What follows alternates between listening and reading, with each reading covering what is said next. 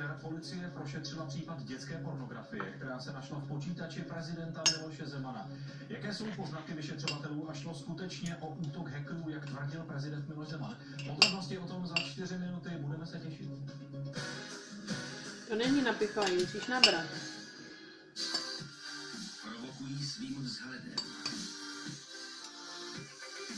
Vystupují z řady. To je výklad. Podtrhují vaši osobnost. SUV vozy Lexus s pohonem všech kol E4.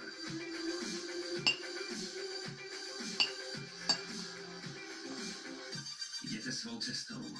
SUV modely Lexus. Nyní s výbavou v hodnotě až 208 000 korun zdarma. Lexus. U důležitých rozhodnutí chtějí mít naši zákazníci jistotu, že se rozhodli správně. Musíš to položit tu.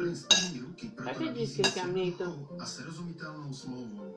Bez fígů a sankcí. Pro nezávaznou kalkulaci volejte zdarma 800 400 500. Jeli. Hotovost. Jeli. 24 hodin. A co teď? Vyřešen. Jedině rychle. Čeká vás odmění i a vrátí vám 5 000 korun již na začátku splácení.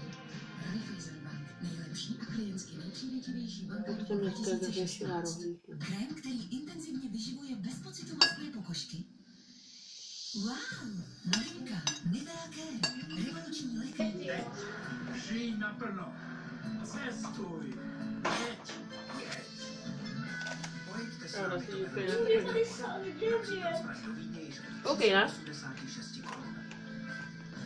Užijte si svou cestu. Dívej, 99 let. Národní dopravce. Obojky Foresto nás oba chrání před... V MND nabízíme plyn z první ruky s jednoduchou smlouvou. Bez fígů a sankcí. Udělej pif pif. 800 400 500. Máš tam vidličku, udělej pif pif. Když rádi cestujete s rodinou, potřebujete vůz, který má opravdu velký kufr. Koukej, kolik tady je hráčů. No, to mi dej. Tak.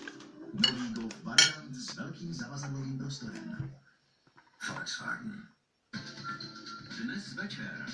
Tady máš, koukej. Policie Modrava na Nově. 2,5 chlapa na Nova 2. Zachraňte pana Bankse na Nova Cinema. Kriminálka Las Vegas na Nova Action.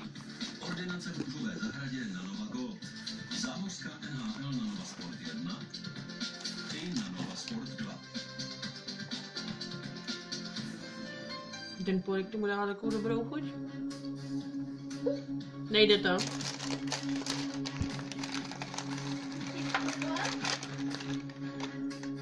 No si jo, ne, když se včera nekoupil.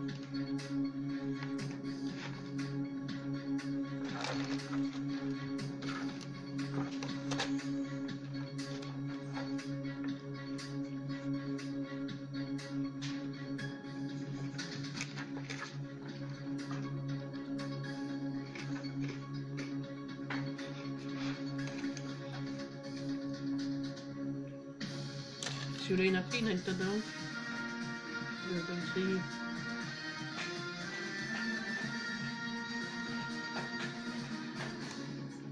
Sledujete hlavní zpravodajskou relaci Televize Nova.